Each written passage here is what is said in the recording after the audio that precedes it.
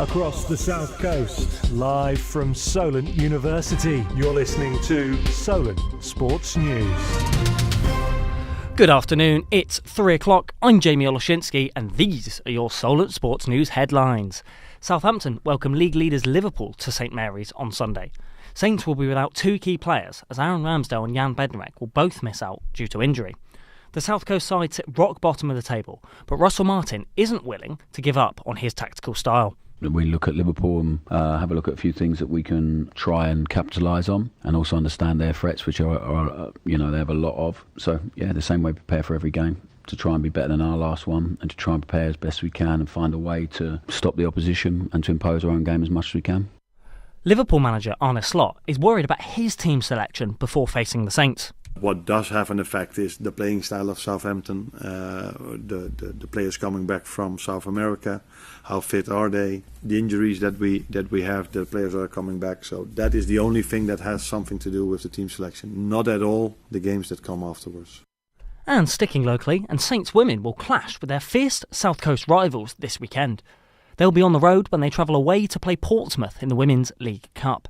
It's the second time this season that the rivals face off, with Saints romping out 5-0 victors in October. Daily Echo journalist Alfie House think that Saints will be the more hungry side. They're probably the better of the two sides. They smashed Pompey 5-0 away in the league early this season. This one's a bit different. They're going to Wesley Park, a smaller ground in the Cup. The atmosphere might be a bit more on top of them, but at the same time, the League Cup's not going to define how they assess their season. But obviously, it's a derby. You've got to win these games, and I think they'll be really keen to do that. And in the Premier League clubs met this morning to discuss a new rule change that could affect Manchester City's bottom line. And we're joined by Premier League correspondent Finn Harlow. Finn, what's this rule change all about? So they had their meeting this morning, the Premier League clubs, at about 9 o'clock. It just took them just half an hour to change rules to the APTs. This stands for Associate Party Transactions, and it means that Premier League clubs' owners can't use their own companies to sponsor their clubs for silly amounts of money. So to put it into context, Todd Boehly and Chelsea couldn't use one of his companies to sponsor Chelsea for £4 billion, and it's a small company that in the middle of nowhere. So it basically prevents clubs from taking money away from themselves easily. And across the rest of the league, with a full complement of Premier League fixtures this weekend, what are some of your key moments to look out for? I think the big moment to look out for is Ruben Amorim's first game for Manchester United. I think him playing the new 3-4-3 system will be really interesting to see who makes the first squad, who makes the first even lineup, to be honest. So players like Rashford, who might not necessarily fit the system, will he even feature in the team at all? And then you've got other games, the Chelsea, Leicester game, Enzo Maresca returning, and then Man City, Tottenham are probably the highlights of this weekend. Thank you very much, Finn Harlow, Premier League correspondent. Into F1 now, and the F1 circus comes back after a 3-week break, and it's in Vegas. Max Verstappen could strike gold by winning the World Drivers' Championship. The Dutchman just needs to finish ahead of Lando Norris in Sunday's Grand Prix to win what would be his 4th consecutive title. The first 2 practice sessions took place overnight, with the Brit Lewis Hamilton topping both. And fresh talks are underway for a brand new team to enter Formula One from 2026. American car maker General Motors could be the new F1 owners to come to the grid. This comes as a shock to some, with Andretti having a bid rejected nearly 11 months ago to join the grid in 2025, with Formula One believing they wouldn't be competitive enough. And the inaugural Pickleball World Championships will be hosted in Southampton this weekend. David Lloyd Leisure Club will see 24 nations pick up their paddle and challenge each other for the bragging rights in various categories.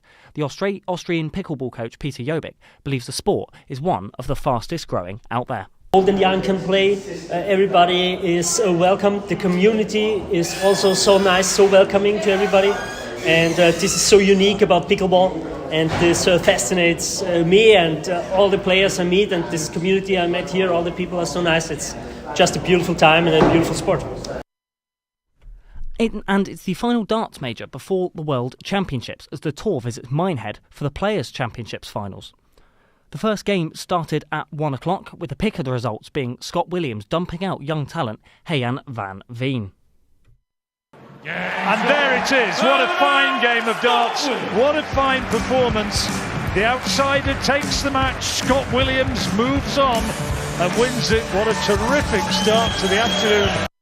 And later tonight, Luke Humphries will defend his 2023 title at 9:30 tonight as he plays German number 2, Gabriel Clemens.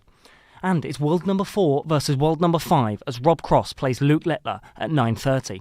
The teenager will be looking for back-to-back major victories after his Grand Slam win last week. And on to cricket now. The first test between Australia and India got underway last night.